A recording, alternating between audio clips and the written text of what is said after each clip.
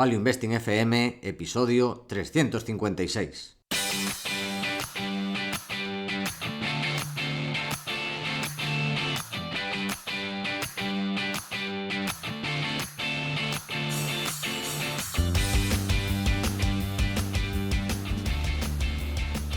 Hola, soy Paco Lodeiro. Bienvenido a Value Investing FM, el podcast semanal en el que te ayudaremos a sacarle partido a ese dinero que tanto cuesta ganar y ahorrar. ¿Cómo? A través del método de inversión más seguro, sensato y rentable, el Value Investing. Te recuerdo que si quieres sacar partido de tus ahorros y no sabes cómo empezar, tienes a tu disposición mi curso gratuito de Introducción a la Inversión en Bolsa en academiadeinversión.com. Y yo soy Adrián Godás, colaborador de Academia de Inversión y emperador de Godás Enterprises. Si te interesa la inversión en minas, este es tu sitio. Te animo a hacer el curso gratuito en godasresearch.com. Y esta semana tenemos otra maravillosa entrevista, la primera de 2025. Pero antes, como siempre, el warning. Esta semana no hay warning porque estamos con unas ganas tremendas de entrevistar a nuestro invitado que ya llevaba más de 300 episodios sin pasar por el podcast. Parece mentira. Esto no podía ser y lo vamos a solucionar en 2025. Es increíble. ¿Quién viene, Adrián? Regresa con nosotros un auténtico veterano del podcast. Pablo Martínez Bernal, Head of Sales para Iberia de Amiral Gestión. Y es que ya ha venido varias veces, estuvo en uno de los primerísimos podcasts, en el número 31 con hablando de Charlie Munger, número 50 hablando de Nassim Taleb y también en Invertir en Asia con Julien Faure, también otro trabajador. Bueno, ahí estuvo de apoyo. Estuvo Amiral Gestión, sí, estuvo ayudándonos a hacer el podcast, aunque no estuvo en primera línea de micrófono, pero aquí le tenemos.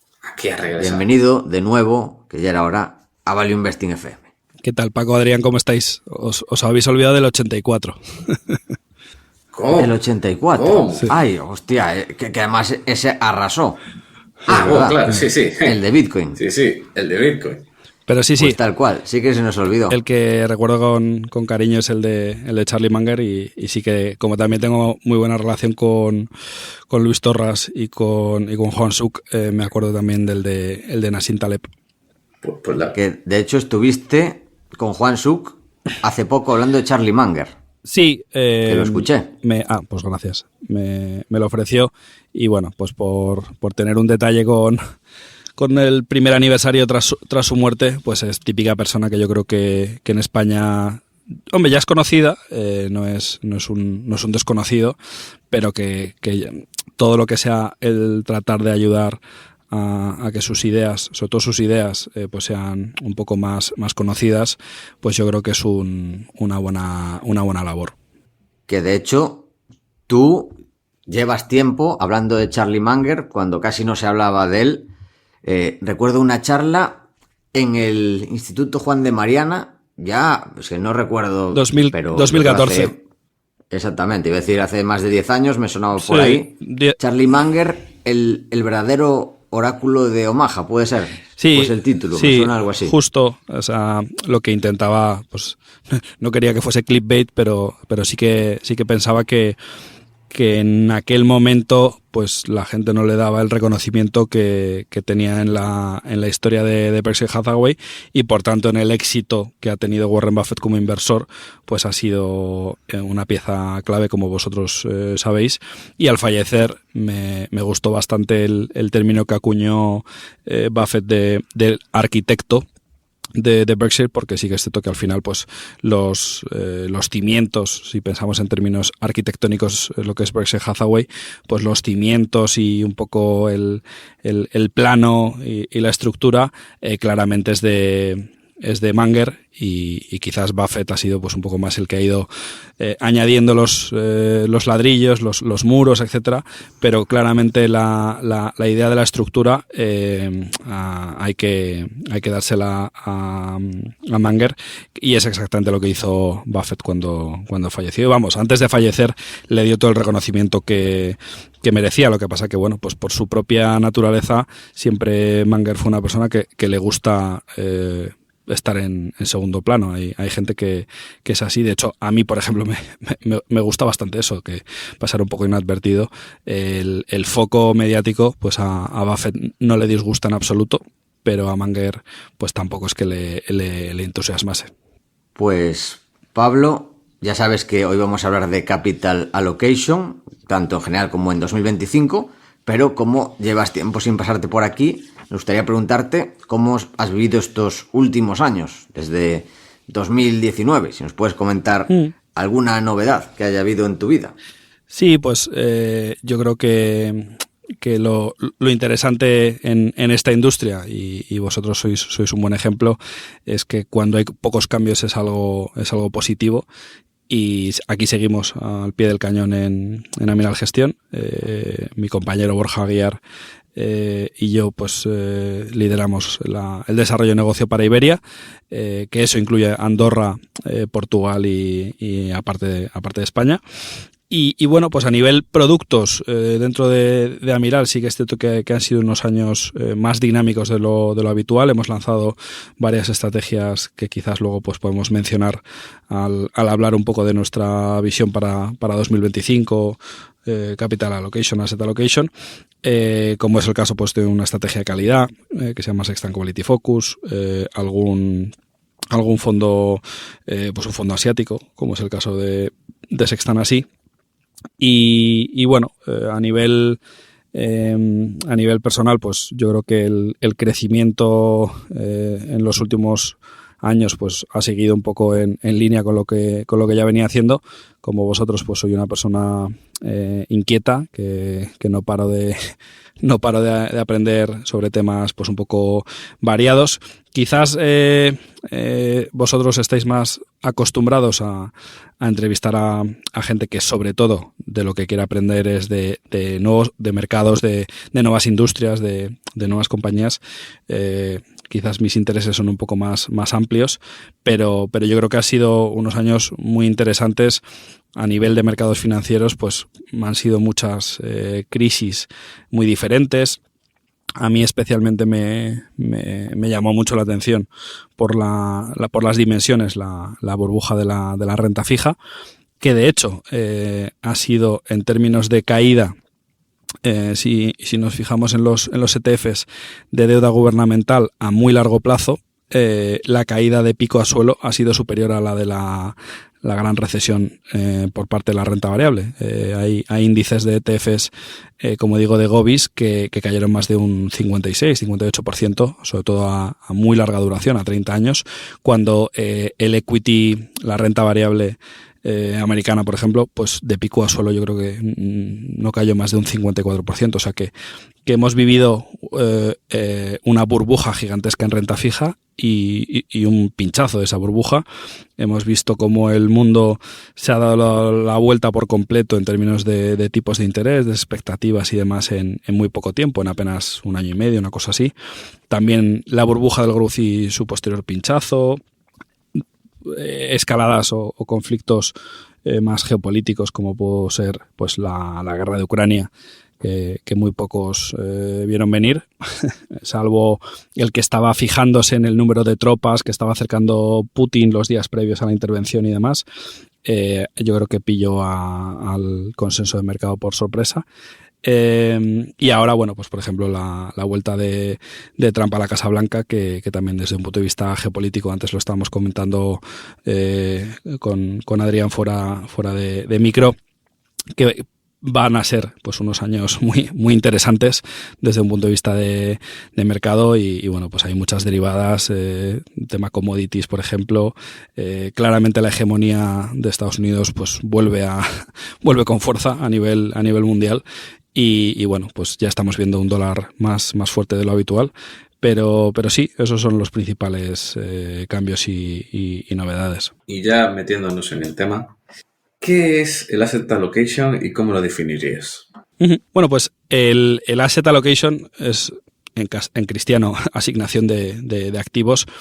es una estrategia que lo que busca es pues distribuir el capital entre diferentes clases de activos, como puede ser pues las acciones, yo creo que bonos, activos inmobiliarios, liquidez o sucedáneos, fondos monetarios y demás, con el propósito pues de tratar de optimizar la rentabilidad ajustada al perfil de riesgo de cada inversor y según lógicamente pues objetivos, horizonte temporal de inversión. Vosotros estáis muy familiarizados con estos conceptos y yo creo que la mayoría de oyentes de Value Investing también. Entonces, bueno, pues creo que cuando muchos inversores, sobre todo la gente que escucha Value Investing, piensa en fondos de inversión, automáticamente lo asocian a renta variable, pero hay un abanico muy amplio de categorías de activo. Al final, la renta variable es una categoría de activo más, pero hay otras muchas. Y de hecho, dentro de renta variable tienes muchas subcategorías de activos. Pues lo puedes dividir geográficamente, pues los renta variable global, renta variable europea, renta variable asiática. Lo puedes dividir por capitalizaciones, renta variable small cap, renta variable large, blend, por tipos de estilo, perdón, como puede ser value, growth, blend. Y bueno, pues el propósito es tratar de construir una cartera que mejor se adecue a los objetivos financieros. Entonces, no soy muy de fútbol, pero básicamente el asset allocation es, oye, pues yo tengo una serie de piezas, voy a tratar de construir un once inicial. Dices, oye, pues de defensa que a quién elijo, de delantero con quién me quedo. Entonces, con las categorías de activo, pues tú puedes tener entre 0 y 100. Hay lógicamente inversores que por sus circunstancias personales pues dices, oye, pues esta cartera tiene que ser el 100% o monetarios o liquidez o renta fija, porque pues no sé, va a haber un evento personal. Oye, en 2 años ¿sabes? Me retiro y necesito una cantidad muy, muy grande de liquidez. Entonces, ese es un poco el propósito del asset allocation, de la asignación de activos, de tratar con el abanico más amplio posible de tipologías de activos, pues construir una cartera robusta que, como decía antes, pues se adapte muy bien a esas 3 premisas de horizonte, perfil de riesgo y objetivos financieros. Pues en base a esto, me gustaría preguntarte ¿cuáles crees que son los factores personales, o sea, a nivel personal del inversor, que sean clave y se deban tener en cuenta a la hora de tener un buen asset allocation? Uno de ellos, ya lo comentaste, horizonte temporal, puede ser también objetivos, perfil de riesgo, no sé, ¿cuáles se te ocurren sobre todo y cuál consideras que es el más importante? Porque quizás tengas más perfil de riesgo, pero con horizonte temporal a corto plazo, a ver cómo lo gestionas. Bueno, te dejo a ti responder. Estoy reflexionando un poco en voz alta.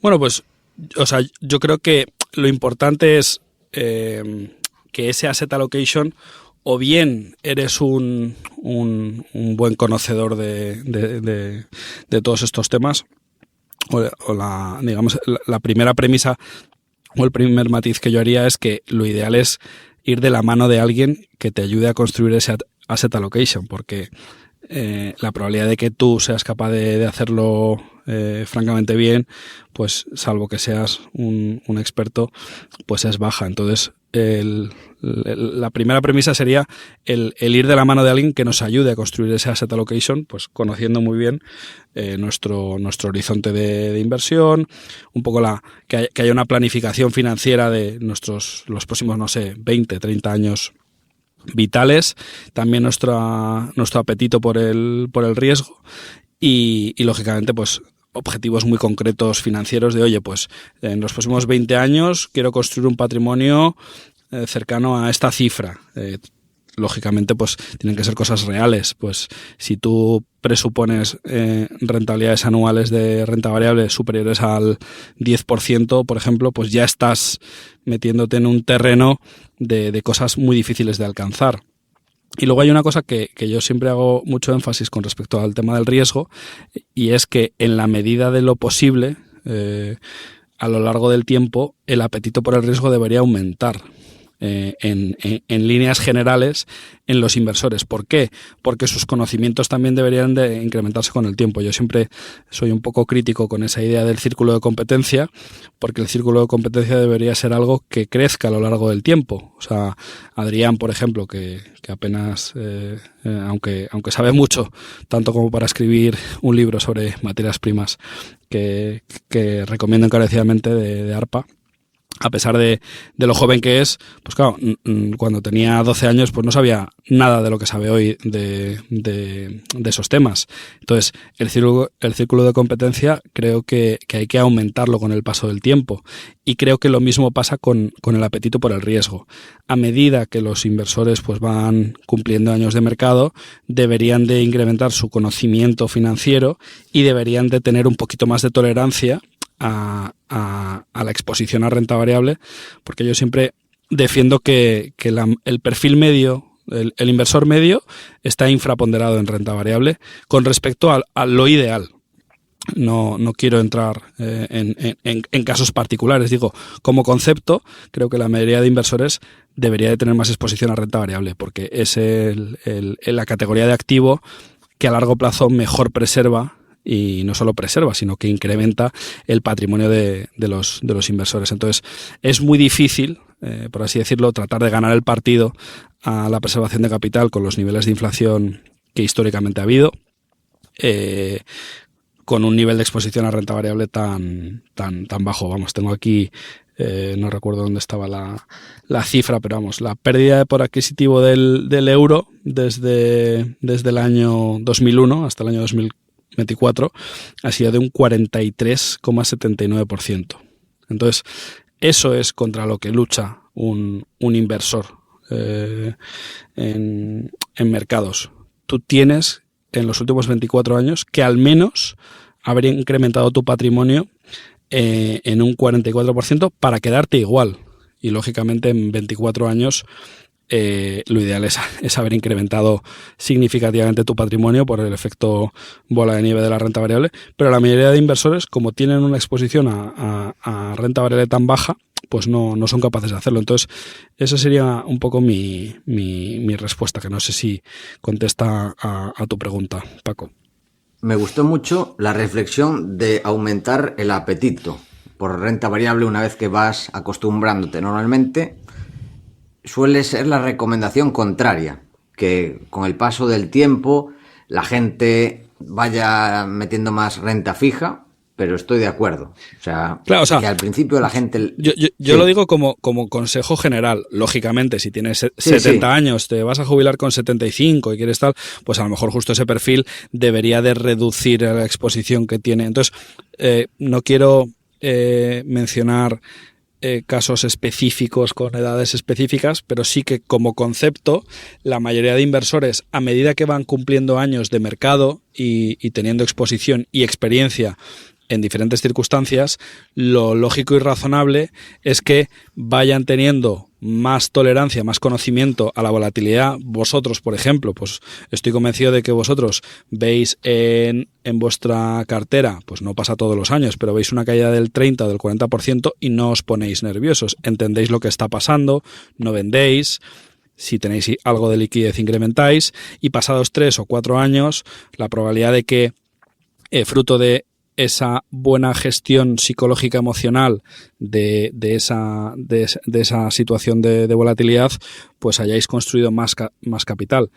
¿De dónde viene eso? Del conocimiento financiero que tenéis y de una buena gestión emocional. Pues mi reflexión es que a medida que va pasando el tiempo y la gente va teniendo más kilómetros, más rodaje, creo que se menciona poco, pero la gente debería de tener más apetito por la renta variable, que es entender mejor la volatilidad, porque la volatilidad no es, o sea, es lo que es como el peaje que hay que pagar por obtener muy buenos rendimientos, que básicamente son los rendimientos de la renta variable, que es cercano al doble dígito, un 8, un 9, un 10, es más o menos lo que a largo plazo han dado las bolsas. Yo además quería matizar una cosa, que comentaste que hubo un 44% de poder adquisitivo. De caída. En ese caso... Sí, entre el 2001 y el 2024, esto es el euro. en España. Sí. Sí, pues que para compensar esto no tiene que subirte un 44%, tiene que subirte la cartera un 78,6%. Acabo de hacer el cálculo. Porque en realidad, sí, correcto. Al final es como... Claro, esto no es solo esta cifra. Sí. Y si vamos aumentando más, o sea, si hay una inflación acumulada del... digamos, una pérdida de poder adquisitivo del 90%, es decir, que has perdido lo que antes comprabas por 1, ahora tienes que gastar 10, que eso es una pérdida del 90%, entonces tienes que multiplicar por 10 tu patrimonio para quedarte igual. Efectivo. O sea que... Es una burrada. El cáncer de la inflación es una locura, si empiezas a hacer los cálculos así. Sí, o sea, yo suelo decir que tus dos mayores enemigos como inversor, uno eres tú, que eso lo decía Benjamin Graham, probablemente anticipándose a esa, digamos, categoría desde un punto de vista académico de todo lo que tiene que ver con behavioral finance, con finanzas conductuales, finanzas del comportamiento. Y dos, el segundo mayor enemigo es la inflación. O sea, si tú quitas la inflación de la ecuación, invertir es mucho más fácil. Y si tú quitas que desde un punto de vista psicológico no estamos evolutivamente bien preparados para gestionar carteras, para invertir, para ver tu patrimonio, aunque sea, digamos, temporalmente, coyunturalmente, caer un 30, un 40%, la gente se pone nerviosísima.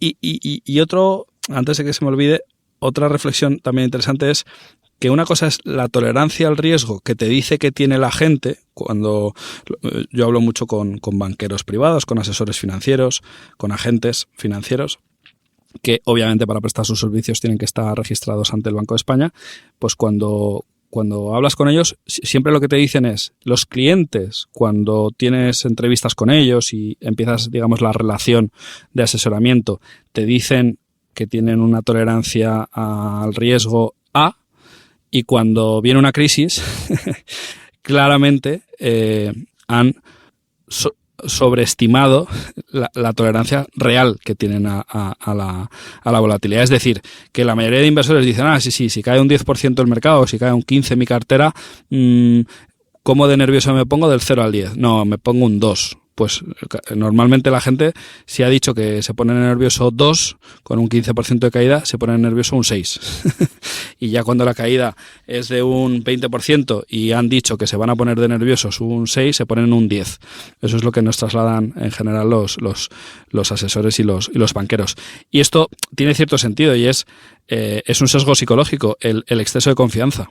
Entonces, cuando a la hora de juzgar cómo de tolerante vas a ser tú a futuro ante eventos de volatilidad, pues creo que cae bajo ese paraguas de sesgo de exceso de confianza.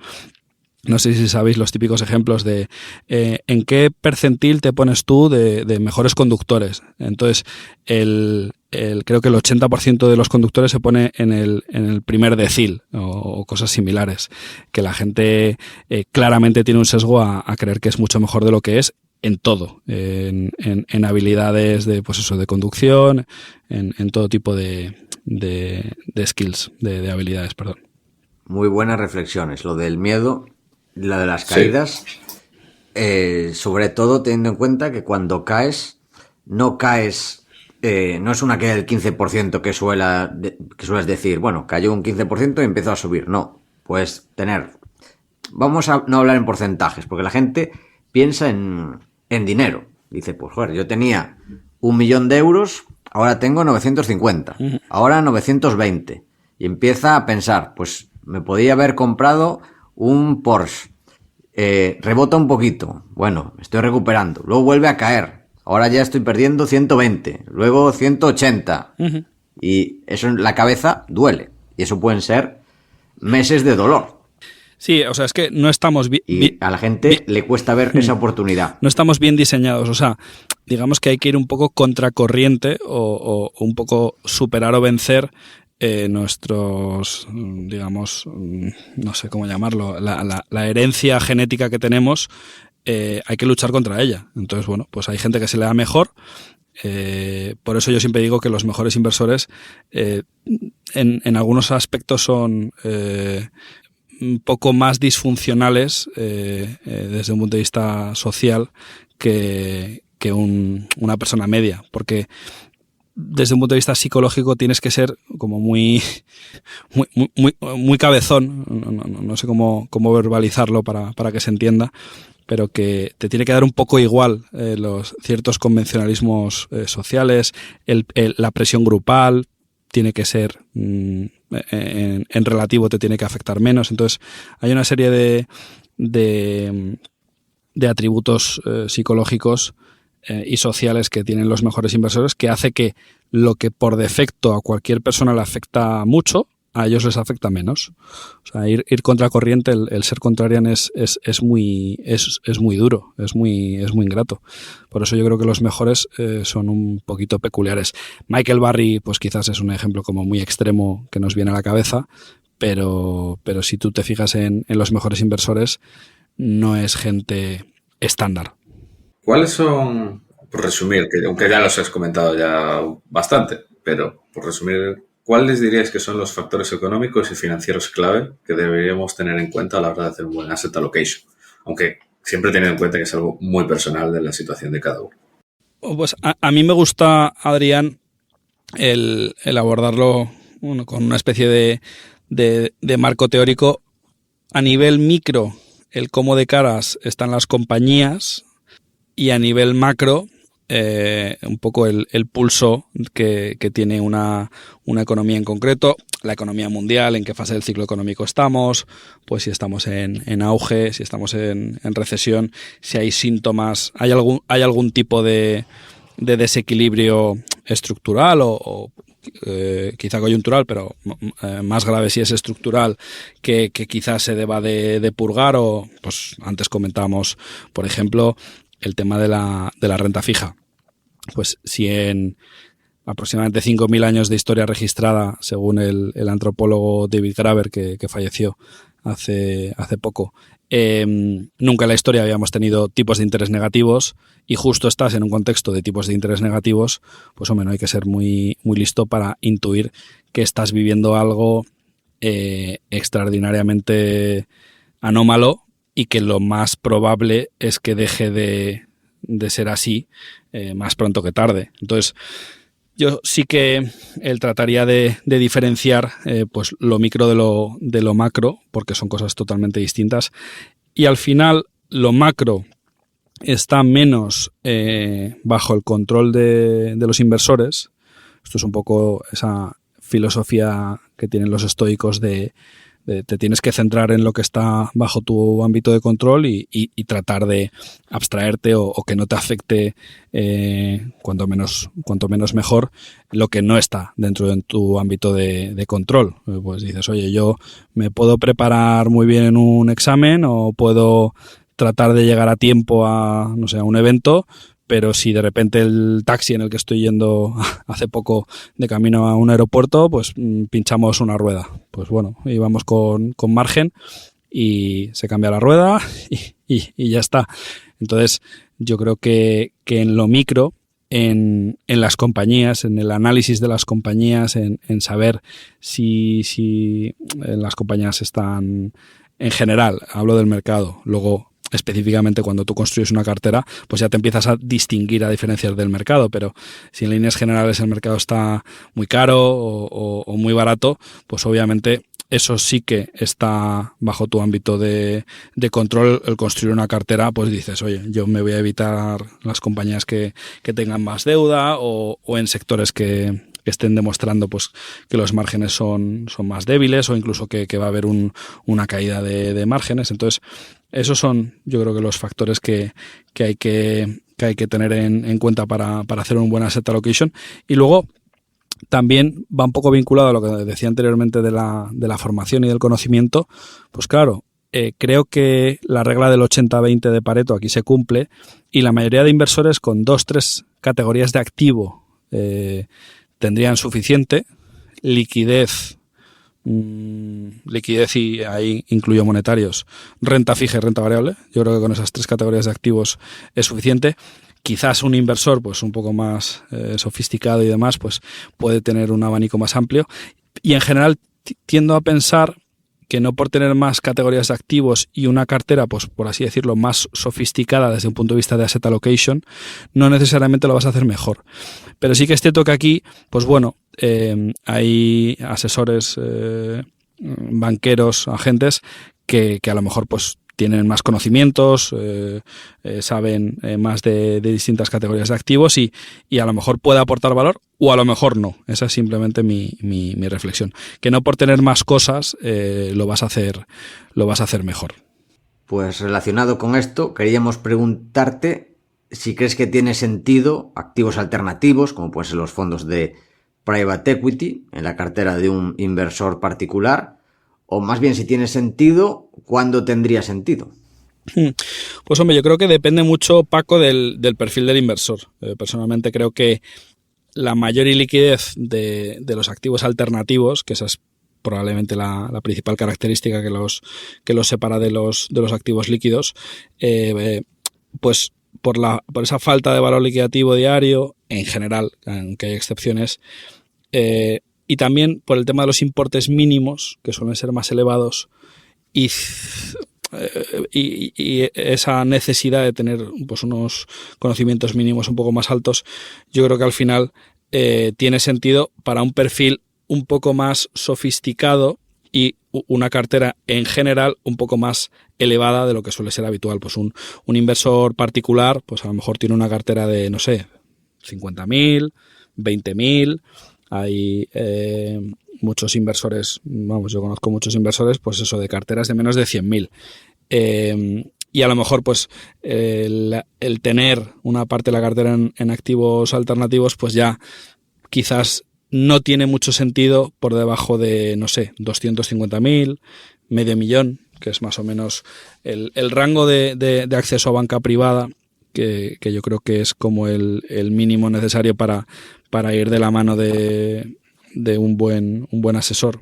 Sí que es cierto que ya hay alternativas en España de acceso a fondos alternativos con importes menores, pero como decía antes, no sé hasta qué punto el tener más cosas y encima hacerlo solo te va a aportar más. Pero sí, yo creo que esos niveles ya empieza a ser interesante, y lógicamente cuanto más tienes, pues imaginaros una cartera de un inversor de 10 millones, pues lo bueno de un inversor que tiene 10 millones y que quiere destinar una parte de su cartera a activos alternativos, pues a lo mejor el 10%, por ejemplo. En Estados Unidos esta cifra en términos medios en inversor institucional es mayor. De hecho, los alternativos ha crecido mucho. Conocéis la tesis de inversión de Brookfield, pero no sé, un 10%. Pues lógicamente, si tienes 1 millón de euros, pues bueno, puedes acceder a ciertos tickets en, no sé, en private equity. Sí que es cierto que en los mejores fondos de private equity puede haber tickets de hasta 5 millones de mínimo de inversión. Pero, y obviamente, pues puedes acceder por menos, pero las comisiones no son las mismas. Pero en los mejores fondos de private equity los tickets son muy altos. Y luego también te permite, dentro de inversiones alternativas, meterte en subsegmentos, pues como puede ser el Venture Capital. Nosotros desde Amiral tenemos una estrategia que se llama Amiral Climate Solutions, que es un fondo de deuda privada. Pues lógicamente el perfil de inversor al que le planteamos este tipo de soluciones, pues suelen ser inversor sofisticado, profesional, institucional, carteras grandes, family offices, por ejemplo. Pues los family office, de hecho, hay algunos que tienen una persona, un analista o un responsable de inversión dedicado exclusivamente a esta categoría de activo. Eso no es muy habitual en otros perfiles. Pues no sé, en una empresa de asesoramiento financiero pues tienes 1 o 2 personas en el equipo de selección de fondos de productos y todos hacen de todo. El tener personas dedicadas exclusivamente al análisis de inversiones alternativas, lógicamente, exige pues unas estructuras que inevitablemente hacen pues que el inversor medio, cuando construye una asset allocation, pues tiene un importe, una cartera bastante grande. Ultra high net worth es más o menos el perfil dentro de banca privada, que ya tiene pues una parte de la cartera muy bien segmentada desde un punto de vista de activos alternativos. Y, por supuesto, los activos alternativos tienen bastantes inconvenientes, sobre todo el tema de liquidez, una mayor opacidad, pero en general, pues vosotros a lo mejor lo conocéis bastante, pues los mejores suelen hacer rendimientos bastante atractivos. Una pregunta, Ultra High Net Worth, ¿qué serían? 30 millones, por lo que estoy mirando aquí en 50, Google. creo, ¿no? O sea, no hay un... esto es lo malo de los... pasa parecido a las compañías en términos de... Como microcaps, ¿no? Sí, pasa similar con la capitalización de las compañías. No hay un consenso universal de qué es small cap, qué es micro, qué es nano, qué es mid cap, qué es large cap, qué es mega cap.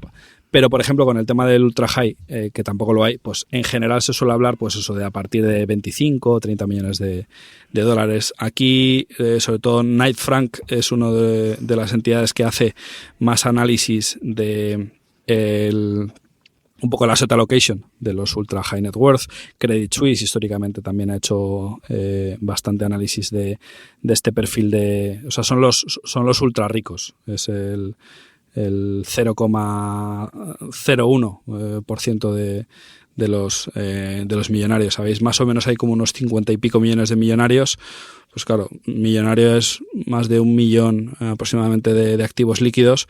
Pues el ultra high, pues claro, si te vas de 1 millón a 30, pues claro, se reduce mucho. Pero bueno, en Estados Unidos, por ejemplo, si mal no recuerdo, hay un 10% de la población es millonaria. Y ya si te vas a otros países, como puede ser el caso de Liechtenstein y similares, el porcentaje es todavía mayor. La pena es que en España no estamos en ese tipo de rankings.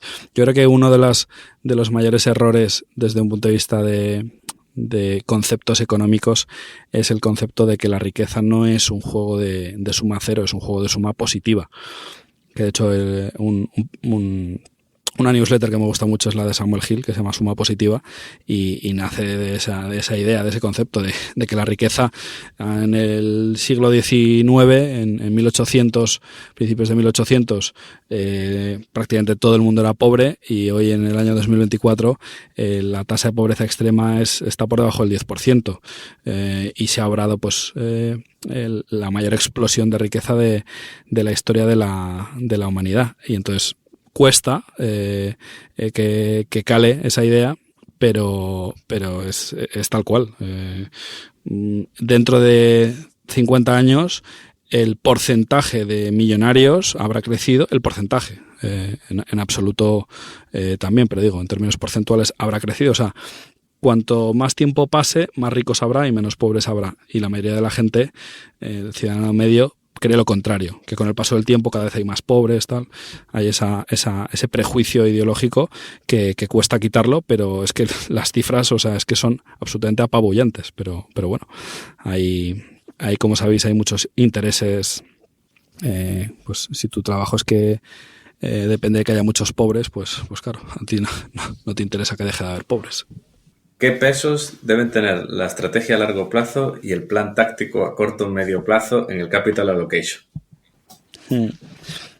Yo creo, no quiero parecer un político que no responde a las preguntas, pero creo que es mejor no dar recomendaciones genéricas de largo plazo, corto plazo, medio plazo, para evitar pues que haya gente que lo siga a pies juntillas, porque insisto en que la construcción de la asset allocation, esto es como una dieta, o oye, tengo una intervención quirúrgica, a lo mejor me la hago, a lo mejor no me la hago, ¿qué debería de hacer? Pues claro, si la gente lee en internet según qué cosas, pues puede tomar malas decisiones, pero sí que me mojo a que como concepto lo ideal es que el asset allocation pues venga de una conversación, de una entrevista en profundidad con alguien que sea independiente, con un asesor financiero independiente. Entonces, la mayoría de españoles, yo creo que lo mencioné antes, debería de, gracias a una mayor formación, gracias a un mayor conocimiento,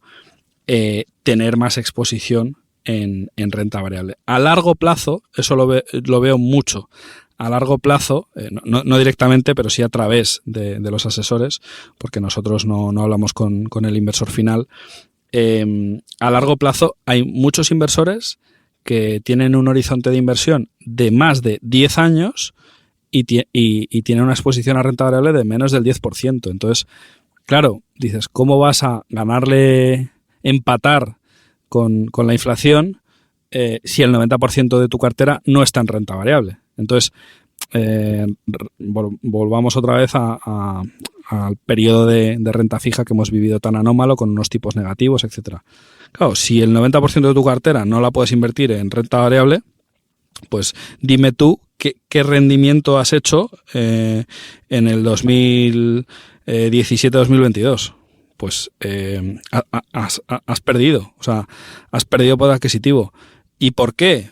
Pues porque tienes estás terriblemente infraponderado en renta variable. Entonces, yo creo que en una estrategia a largo plazo, periodos de más de 7 años, esto es una crítica que siempre hacen al libro de Jeremy Siegel, Stocks for the Long Run, porque dicen, tenía que haberse llamado Stocks for the Very Long Run. O sea, a muy largo plazo la renta variable es rentable. Eso es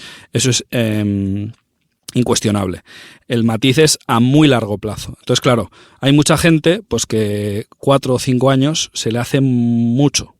Yo creo que vosotros, que tenéis una preferencia temporal baja, pues un lustro os parece, pues eso, un poco. Y yo quiero pensar que yo también soy un poco así y que pienso a décadas vista. Pero claro, es que esa es la magia, que si tú piensas a décadas vista y si tú entiendes la renta variable, es que vas a, o sea, yo veo una correlación bestial entre la gente que tiene muchos conocimientos financieros, y esto no tiene que ver con los trabajos que desempeña la gente. Yo conozco gente que tiene trabajos no vinculados a mercados financieros, que se lo sabe muy bien y que tiene el 100% en renta variable, que lógicamente eso es porque se adecúa a sus necesidades, pero sí que veo una correlación muy alta entre conocimiento financiero y tolerancia a la volatilidad, tolerancia al riesgo, y por ende, pues mayor exposición a renta variable. Entonces, yo insisto mucho, o sea, si la gente se puede quedar con una idea en este podcast, hay que tener más equity, hay que tener más renta variable como concepto. Y el tener más renta variable, lógicamente, no es por seguir a pies juntillas una recomendación, porque no lo es fruto de tener más conocimientos y verte el histórico de rentabilidades de las bolsas y ver que en periodos de 7 años, pues, o sea, en periodos de un año la horquilla de rendimiento es menos 40 y no sé cuántos, más 40 y no sé cuántos. En periodos de 7 años la horquilla de rentabilidad es positiva. En periodos de 10 años la horquilla de rentabilidad es solo positiva. Entonces, o sea, estás yendo contra el mundo si crees que a 7 años vista, invirtiendo en carteras bien diversificadas, lógicamente no vas a entrar el 100% de tu cartera. O sea, el inversor que a finales del año 88 invirtió en Japón, pues claro, compró Japón, no sé si el pico de PER 70 era en el 88, 89, no lo recuerdo, pero salvo honrosísimas excepciones y en carteras que no estén diversificadas, pues vas a construir una cartera relativamente razonable, con precios de entrada razonables. Esa es otra, el construir a lo largo del paso del tiempo, el DCA, el promediar a medida que tú vas teniendo pues más ingresos, te permite el no entrar en el día más caro del año. Todo eso os lo sabéis, y yo creo que la mayoría de la gente que nos escucha también lo conoce.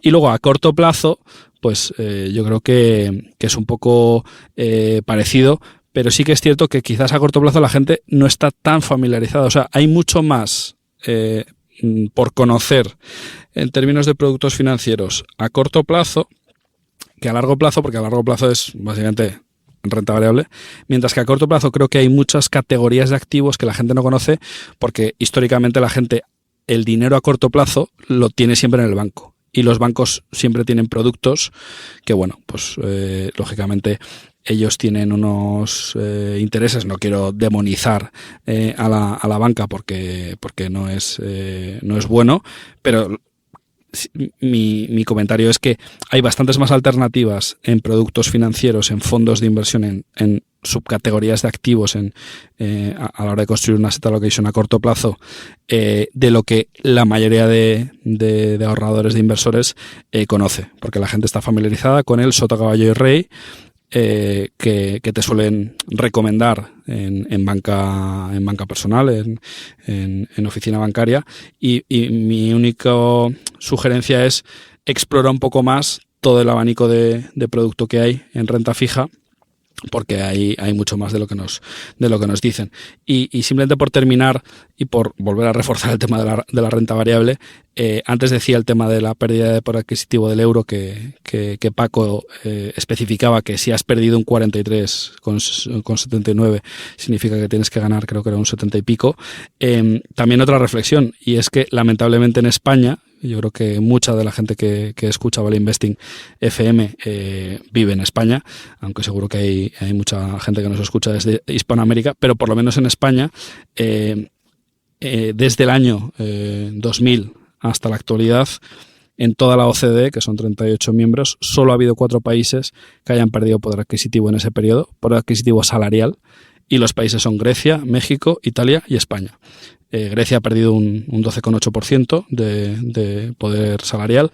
España es un menos 0,4%, o sea que es prácticamente nada, pero por el contrario, y esto a Adrián no le sorprenderá, Letonia, por ejemplo, ha incrementado en euros constantes un 154,6% los salarios, y en Irlanda, pues para no irnos a algo quizás que la gente diga que es extremo, un 37,9%. Entonces, lamentablemente en España, en 24 años, cuando hay países de la OCDE, países en Europa, como puede ser el caso de Irlanda, que han incrementado en euros constantes un 40% casi su salario, aquí en España nos hemos quedado igual. Entonces, eso es como otro aliciente para el ahorrador español de decir, ostras, es que vivo en un país en el que desafortunadamente en las últimas 2 décadas, eso sí que ya entra en la categoría de very long run de Jeremy Siegel, lamentablemente vive en un país en el que no están subiendo los salarios, con lo cual es como otro factor más para decir, oye, es que tenemos que invertir en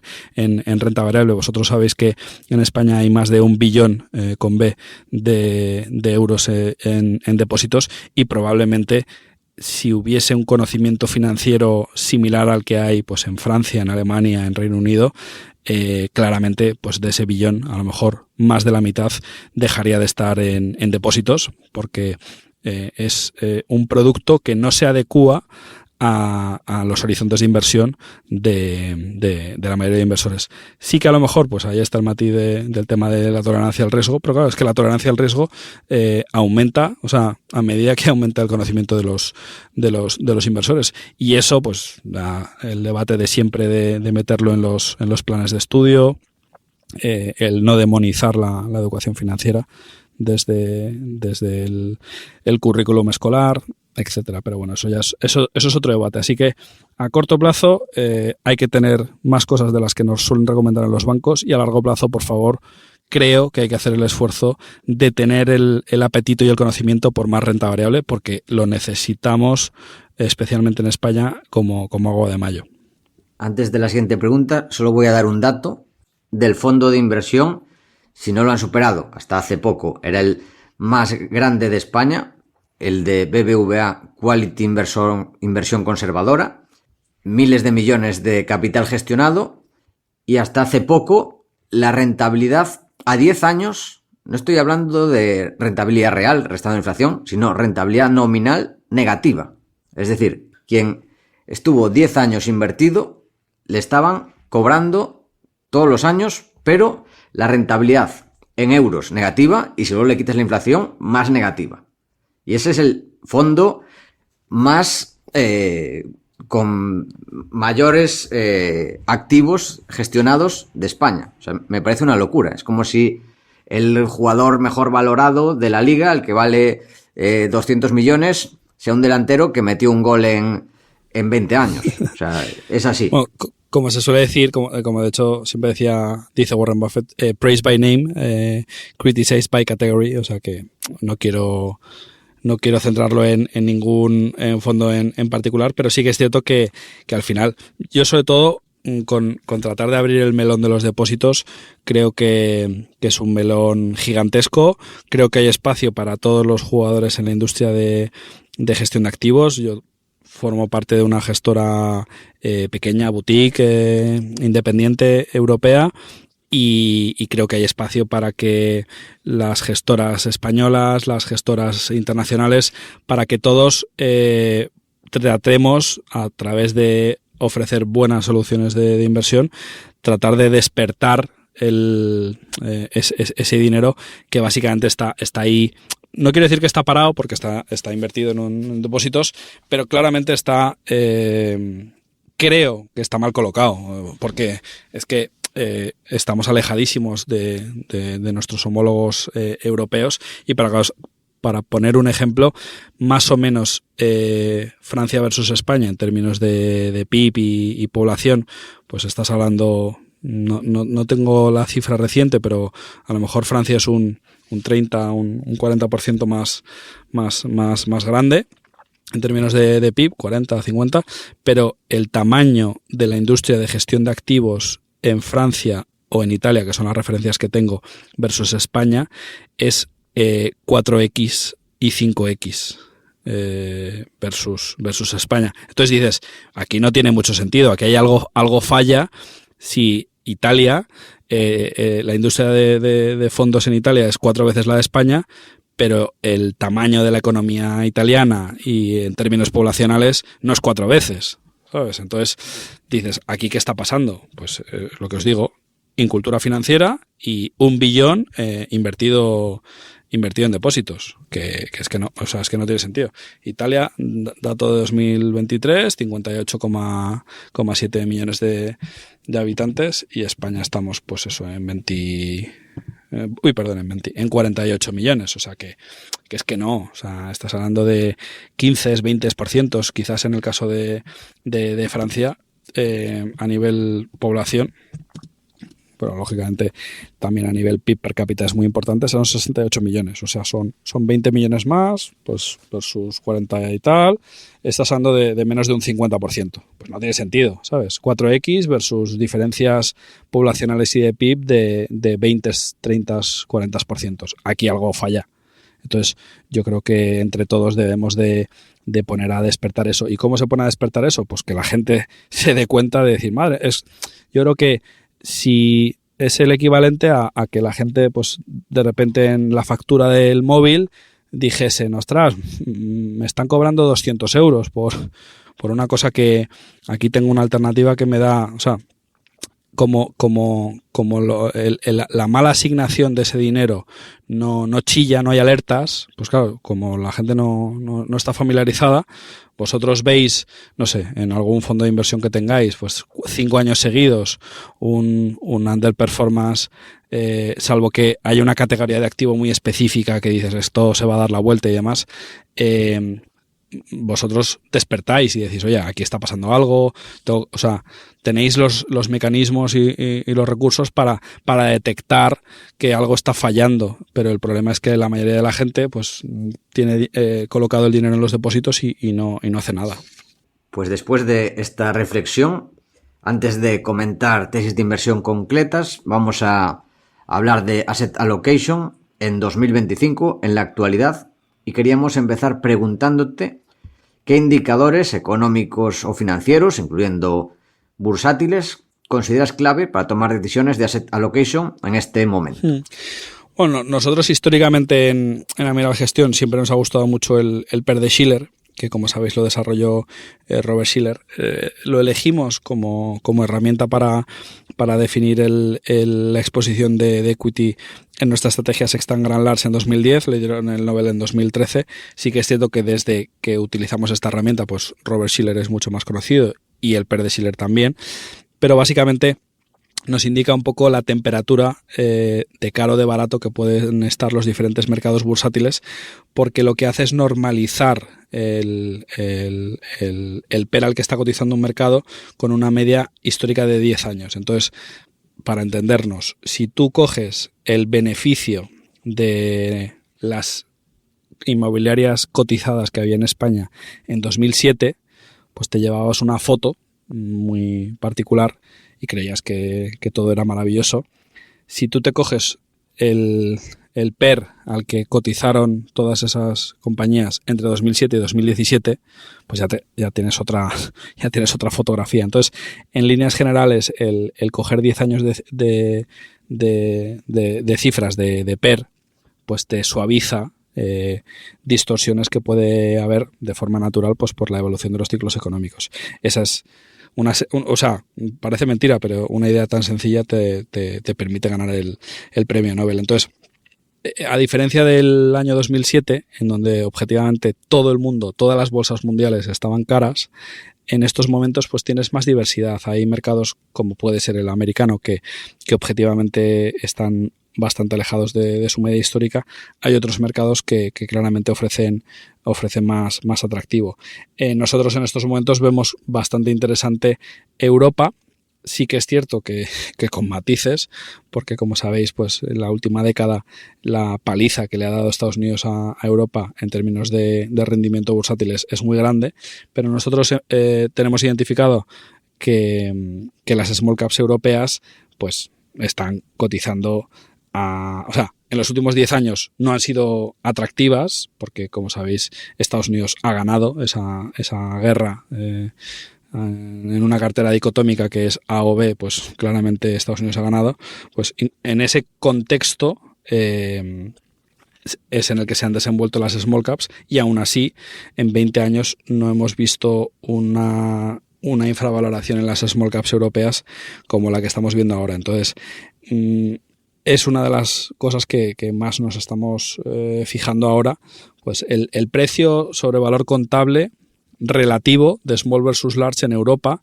Estamos a unos niveles similares a los de 2009. Entonces lo que decimos es, en 2009 tenías una justificación para que cotizasen las small caps con tanto descuento en términos de precio-valor contable relativo versus las large caps. Ahora no, porque no hay un evento como la gran recesión encima de la mesa, ni se está ni se le espera una crisis de esa magnitud. Entonces, pues nos parece que ofrecen una buena oportunidad, como digo, las small caps en Europa.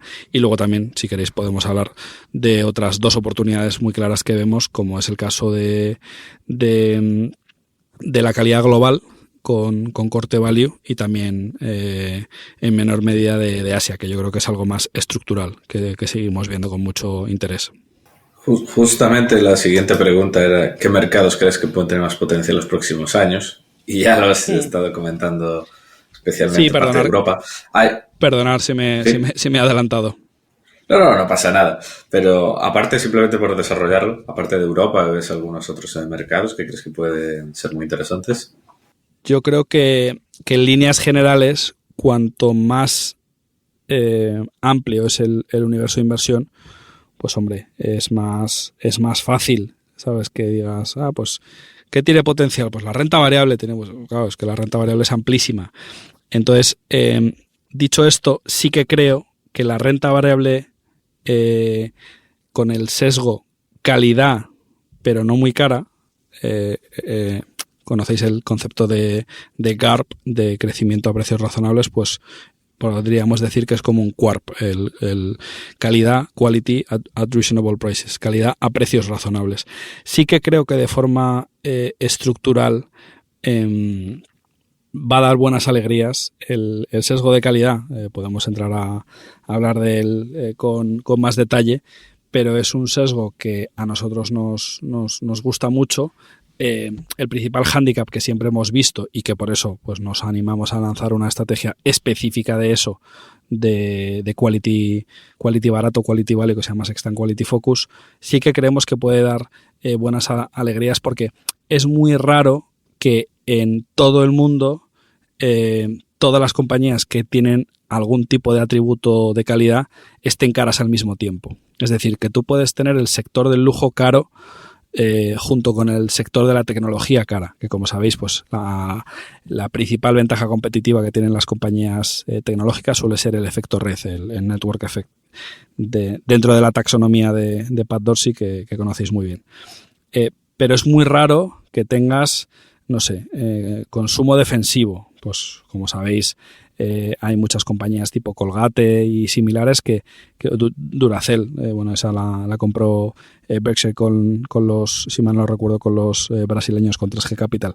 Pero Consumer Staples, que es algo que siempre le gusta mucho a Terry Smith, por ejemplo, que también conocéis, pues raro será que Consumer Staples esté caro, al tiempo que el lujo está caro, al tiempo que tecnología está caro, al tiempo que, compañías que tienen economías de escala muy amplias, pues eso son perfiles totalmente distintos. Entonces, en líneas generales, yo sí que creo que la calidad barata siempre hay algún sector.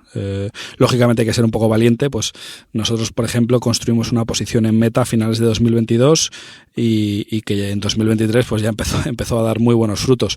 Pues claro, en 2022 había que ser un poco valiente. El consenso de mercado pues estaba siendo estaba castigando muy duramente a Meta pues por la inversión que estaba haciendo en el metaverso. Se cuestionaba que fuese a dar sus frutos en poco tiempo. Todavía pues venía del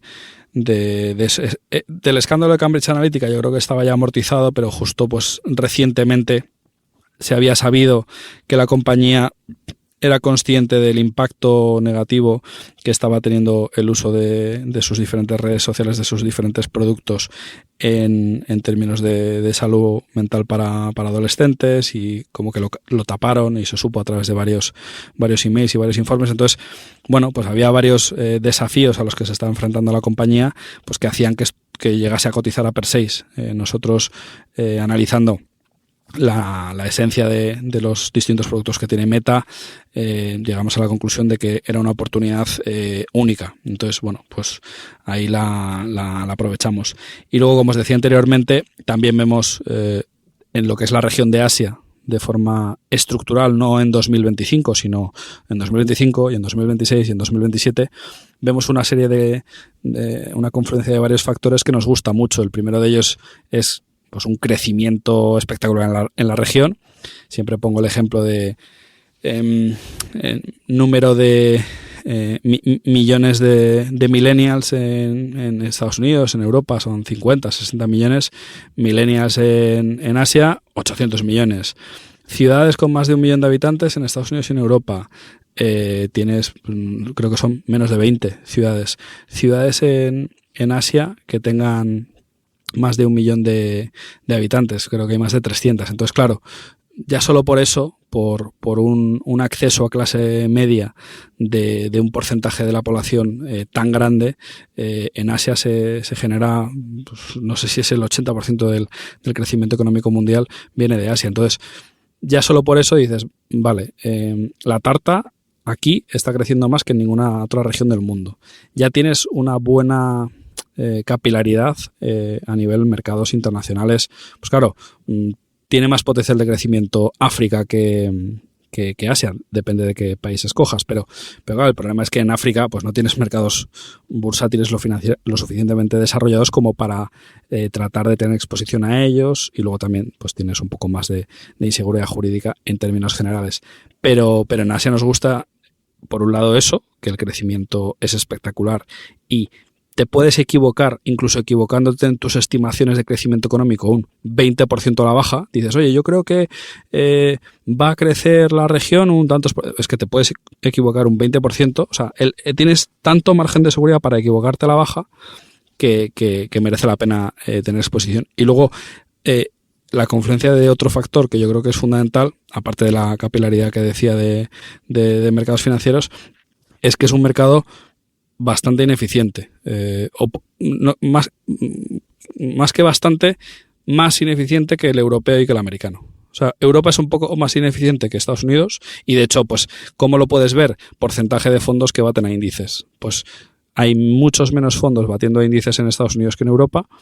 Hay menos fondos batiendo a Europa que en Asia. Entonces, pues ahí lo tienes. Claramente en Asia, pues por una serie de factores, pues hay menos, no sé, menos conocimiento. La gente, pues por ejemplo, en Japón es muy evidente.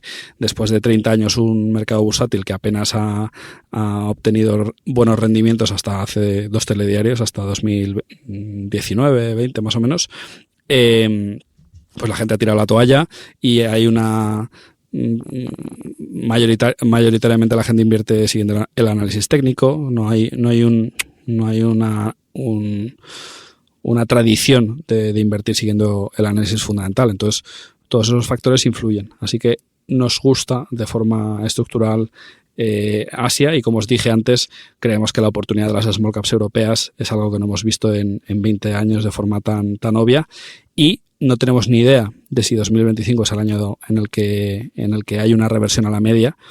Pero lo que tratamos de explicar a los inversores que ya están en la categoría de activo esperando pacientemente es que no es necesario que el próximo lustro, la próxima década, Europa dé la vuelta y gane por oleada a Estados Unidos en términos bursátiles. Solo hace falta que haya una reversión a la media. Es decir, en los últimos 10 años Estados Unidos ha batido ampliamente a Europa, y en ese contexto es en el que han cotizado en los últimos años todas las compañías europeas, y estamos a un nivel muy inferior a esa media. Entonces, creemos que más pronto que tarde purgará. Hay unas oportunidades muy interesantes. Antes mencionamos el private equity por el lado de cómo construir el asset allocation. Pues claramente el private equity es un aliado para el inversor en small caps, porque hay muchas operaciones corporativas que vienen gracias a ellos, y lo cual demuestra, pues, dices, si estás viendo que compran muchas de las compañías que tienes en cartera, pues dices, pues esta gente no es tonta, y encima va con deuda, con lo cual cuando se equivoca el efecto es mucho mayor. Magnifica los errores la deuda siempre. Pues dices, algo están viendo si están apostando tanto por esta categoría. Y además de mercados, ¿en qué sectores crees que puede haber más potencial para los próximos años? Pues es interesante, pero yo creo que, como en el libro, que lo tengo pendiente, de Morgan Housel, explica lo que nada cambia. Yo creo que es interesante el pensar en aquellos sectores que van a cambiar mucho y los que van a cambiar poco. Entonces, los que van a cambiar poco, claramente, ahora que tenemos encima de la mesa la inteligencia artificial, que es un tema que como yo creo que a mucha gente le interesa, y estoy intentando entender las implicaciones que tiene, que son mastodónticas, y cuánto va a tardar en llegar, que yo creo que menos tiempo del que muchos podemos anticipar. Yo creo que es interesante el pensar en sectores que pueden cambiar poco, pero que tienen unos atributos estructurales buenos, pues que tienen unos márgenes altos, que tienen... Entonces, por ejemplo, el lujo es un sector que me parece que es muy interesante a plantearse, a considerar. Y yo, más que sectores, suelo hablar de ventajas competitivas, de moats, de fosos defensivos. Entonces, en la medida de lo posible, pues oye, intenta construir una cartera que tenga buenos fosos defensivos, y que, con independencia de quién sea el actor que gane la batalla de la inteligencia artificial, pues tú tienes negocios que van a aguantar. Y eso no es uno o dos sectores, son infinidad, porque más que los sectores son las ventajas competitivas las que condicionan que eso se cumpla. Entonces, ventajas competitivas, pues ya os las conocéis, la clasificación o la taxonomía de Pat Dorsey, que lo agrupa en 4, pero eso sería un poco mi respuesta. Y, por supuesto, exposición a tecnología. Yo creo que hay que tener, pero tecnología a buen precio. Es muy difícil que las 7 magníficas, o bueno, pensemos en las 10, 15 compañías más punteras tecnológicamente del mundo, que estén todas caras al unísono. Entonces, yo creo que algo de exposición hay que tener, porque el efecto red que suelen tener es poderosísimo. De hecho, es la ventaja competitiva más potente, dicho por Pat Dorsey, y de hecho por muchos inversores, porque es muy difícil de romper. Ahí tienes, pues, el caso de Meta. Pues cuando WhatsApp tiene 2.000 millones, no sé exactamente la cifra actualizada de usuarios, pues es que sale una nueva y dices, pues que no te interesa. Entonces, eso es un poco mi reflexión, que más que sectores, pensar en buenas ventajas competitivas que nos den cierta garantía de que en un contexto de disrupción tecnológica tan fuerte como vamos a ver en la próxima década, que yo creo que casi nadie está preparado, porque la IA la IA general es inminente, pues en la medida de lo posible el tener carteras muy bien pensadas desde un punto de vista de ventajas competitivas. ¿Y tiene más sentido un enfoque tirando más a quality growth o a deep value en los próximos años, en tu opinión? Pues es una buena pregunta. Nosotros creemos desde Amiral Gestión que por un lado el quality growth tiene un problema, y es que el crecimiento per se, o sea, si tú inviertes con el sesgo quality growth, pues puedes caer en un problema, y es el tener una cartera muy cara. Entonces, regla número 1 al invertir: si sobrepagas, no hay margen de seguridad, y si no hay margen de seguridad, pues cualquier infortunio o error de cálculo pues te deja perdiendo dinero. Entonces, lo que no nos gusta el quality growth es ese poco margen que hay siempre que inviertes con crecimiento, y lo que no nos gusta del deep value son las trampas de valor. Entonces, es bastante habitual que las trampas de valor sucedan cuando inviertes en deep value. Por supuesto, si lo haces bien, es mucho más rentable. De hecho, Buffett en su primera etapa como inversor profesional, lo sabéis, hacía sobre todo deep value, las cigar butts de Graham, empresas de una calidad pésima, casi en liquidación.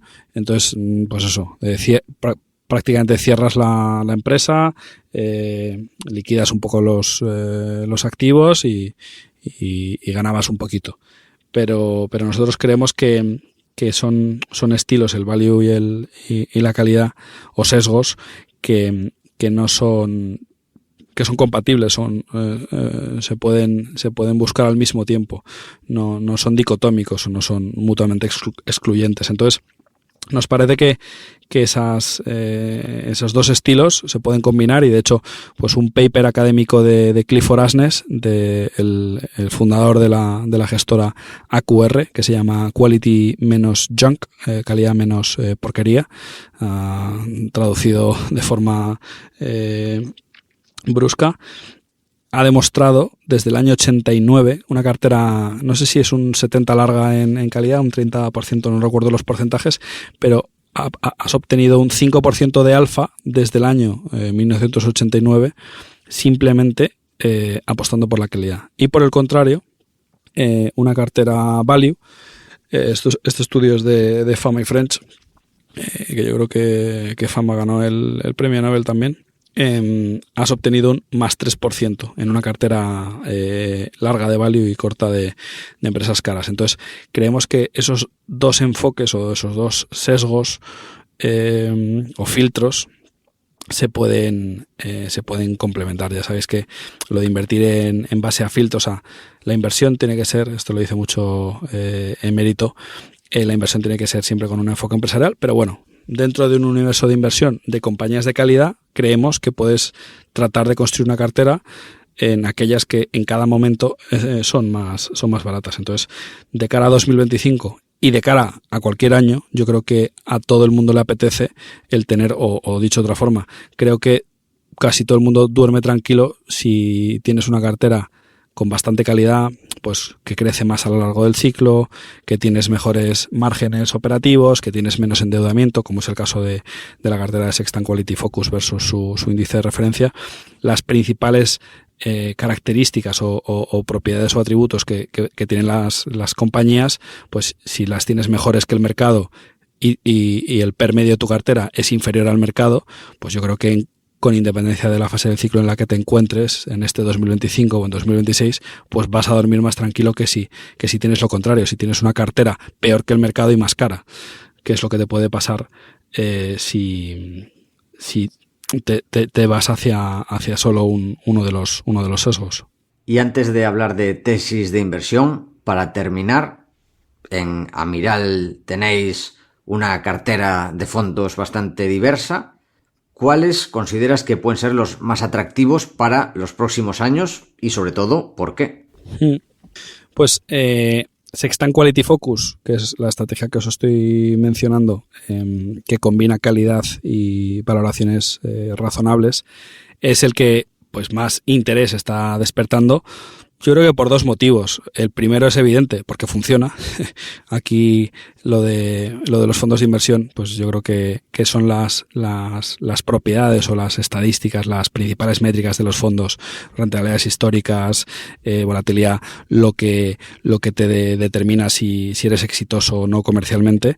Y lo segundo, yo creo que es un poco original, es decir, dentro de un universo que ya está pues muy consolidado, como es el caso de los fondos Quality, conocéis a Terry Smith, de Fansmith y otras muchas estrategias similares, pues yo creo que aportamos algo diferencial que por lo menos hasta ahora no habíamos visto muy habitualmente, quizá con la excepción de la gente de Nartex, que yo creo que conocéis a Tomás y que la habéis entrevistado. Vamos, de hecho, mi compañero Borja tiene buena relación con ellos, o sea que les admiramos y les conocemos bien, pero que no hay apenas, en términos de activos, si ves la categoría de Quality en España, pues tranquilamente hay más de 10.000 millones, vamos, sin despeinarme, en esa categoría de renta variable global. Y si te fijas en el Quality Value, pues hay menos de, 300. Entonces, pues bueno, pues ahí claramente hay una oportunidad, porque nosotros creemos que debería de ser un porcentaje mayor dentro del universo de Quality barato. Nos parece que tiene sentido que crezca con el paso del tiempo. Pues con esto ya terminamos la parte de Capital Allocation y pasamos a las tesis de inversión y comentar alguna de las posiciones principales de vuestros fondos. Y si podrías comentar un poco pues la empresa, en qué fondo está, peso, cuál es la tesis. Así que, adelante.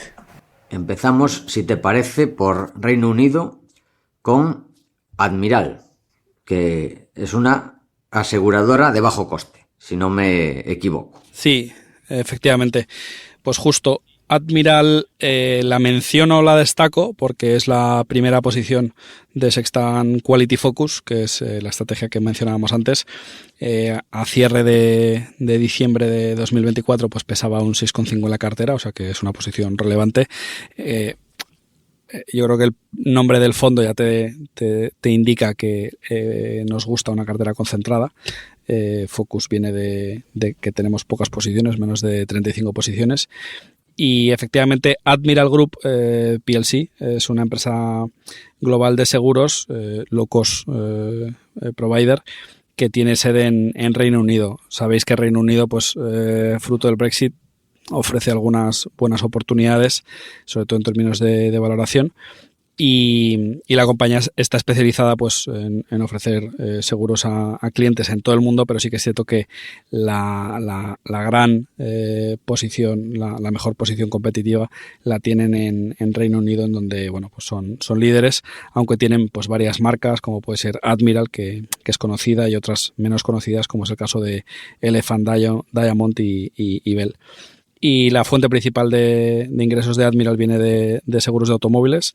Si conocéis algo de la industria de seguros, que seguro que sí, pues obviamente no hay números uno que hagan todo. Suele haber cierta especialización, pues porque la casuística de cada tipología de cobertura es distinta. Entonces, seguros de auto es tipo Geico, es lo que ofrece la mayor parte de sus ingresos, y bueno, pues también tienen otros segmentos, como puede ser el caso de seguros de hogar y demás, y luego pues cosas ya muy minúsculas, como puede ser seguros de viaje, seguros para mascotas, que sabéis que el tema de mascotas es una de las tesis de Terry Smith con el tema de comida y demás, que dice, aunque tú como dueño de mascotas estés pasando hambre, pues te vas a quitar de comer tú para darle de comer a tu mascota. Entonces, destaca mucho en Reino Unido con los seguros de coche, Y bueno, pues tiene una cuota de mercado bastante consolidada, está en torno al 14-15% las últimas cifras que tengo, y como sabéis, pues ahí tienes unas barreras de entrada bastante fuertes desde un punto de vista regulatorio en lo que es el ofrecer servicios de seguros. Aquí en España, por ejemplo, la Dirección General de Seguros es la entidad gubernamental que vigila todo lo relacionado con los seguros. Entonces, pues igual que no es fácil montar una aerolínea o una gestora de fondos de inversión, tienes una barrera de cifras, pero bueno, que no es imposible. Parecido a montar un banco, pues bueno, tienes que comprar una ficha bancaria, que a lo mejor son 20 o 30 millones, no sé cuánto cotizan ahora mismo en España, pero que tienes una serie de barreras de entrada bastante potentes. Y al final, pues el que ya está establecido y puede ofrecer los seguros con unas mejores condiciones y más baratos, pues al final vas periódicamente agregando cuota de mercado. Esto lo vemos, por ejemplo, en España con el caso de los supermercados. Pues Mercadona lleva creciendo 20 años, cuota de mercado. ¿Y dices cómo lo hace? Pues porque todo su modelo de negocio está basado en ser el low cost producer, la relación que tiene con los interproveedores, etcétera. Luego podríamos entrar a discutir la presión tan fuerte que ejercen en los interproveedores, pero bueno, todos los interproveedores de Mercadona son multimillonarios, o sea que algo se llevan por el camino. Y esta es una compañía pues que nos gusta mucho, como os decía antes. Exista, o sea, por mucho que se desarrolle la IA, bueno, justo en esto quizás es un mal ejemplo, porque la IA, si realmente vamos a una conducción 100% autónoma y demás, en teoría o técnicamente debería de reducirse el número de accidentes, pero bueno, que todavía queda muchísimo para eso, y de hecho se tiene que aplicar al 100%. O sea, mientras haya humanos conduciendo, habrá accidentes y será necesario el tener coberturas de seguros. Incluso aunque no haya humanos conduciendo, puede haber accidentes igualmente. Por cualquier problema según la vía, pues que fortuitos, bueno, o sea, podría haber. En teoría debería de bajar, o sea, en un mundo 100% conducción autónoma de IA, pues debería de bajar. Pero sí, siempre las ruedas se pueden romper, se caen cosas, o sea, yo creo que accidentes cero no es muy difícil anticipar un escenario así, pero sobre todo es que quedan muchos años para plantear algo similar. Y de hecho, a día de hoy es ilegal en Reino Unido la conducción 100% autónoma, o sea que ahora mismo es 100-0 la proporción de conducción humana a conducción autónoma. ¿Y cómo está Admiral de valoración, crecimiento en estos momentos?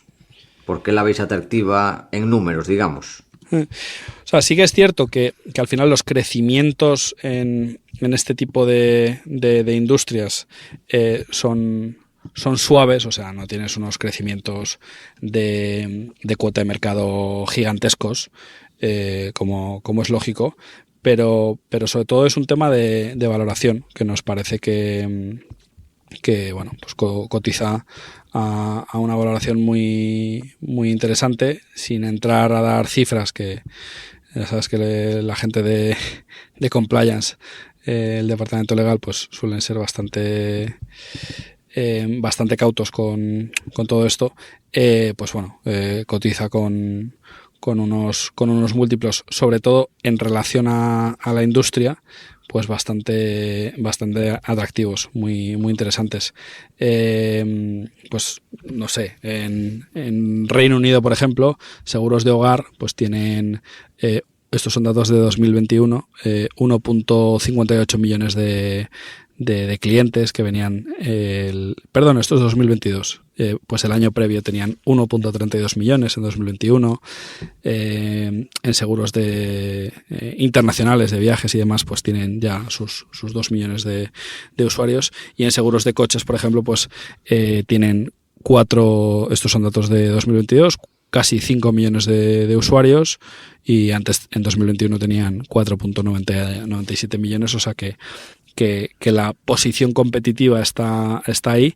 El crecimiento que ha tenido el número de clientes de productos de motor ha sido entre 2019 y 2022 el crecimiento ha sido un 14% anual en EU, en la Unión Europea.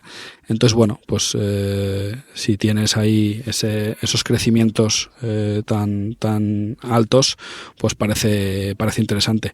Y luego, pues eso, el loss ratio, que es una métrica bastante importante en el mundo de los seguros y demás. La previsión proyectada del loss ratio, más o menos, es un 68%, se ha movido entre el 60 y el 68%. Así que como los claims de pérdidas de Admiral son muy conservadores, pues digamos que es un negocio muy, muy seguro. El problema en general de las compañías de seguros es que tienen un cierto incentivo perverso para ganar dinero a corto plazo en degradar un poco la disciplina que tienen a la hora de gestionar pues las primas y demás. Entonces, como se suele decir, pan para hoy, hambre para mañana, si tú empiezas a tratar de maximizar tu beneficio a corto plazo, le estás metiendo un riesgo a largo plazo a la compañía, al negocio asegurador, que eso a lo mejor a corto plazo no se ve de forma muy evidente, pero a largo plazo es cuando surgen los problemas. Entonces, Admiral, aparte de ser low cost producer, pues es la típica compañía aseguradora gestionada de forma muy prudente, y eso es algo que siempre le ha gustado históricamente a Warren Buffett. Y luego, por último, pero no menos importante, pues está fundada por dos emprendedores y bueno, pues se llaman Henry Engelhardt y David Stevens, que lo fundaron en 1991, y bueno, pues salieron a cotizar en 2004 y han seguido creciendo y vinculados a la compañía.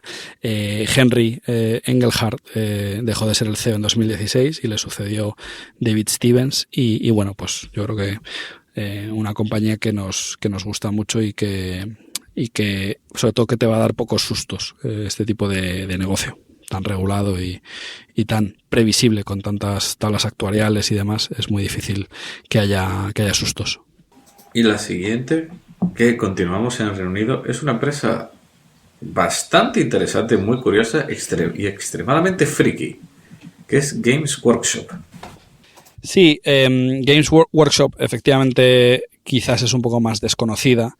Al final, pues las figuritas de Warhammer, yo creo que la mayoría de la gente no las conoce. De hecho, pues seguro que vosotros conocéis gente en el colegio. Pues hombre, era un poquito de friki, por así decirlo, el coleccionar este tipo de figuritas.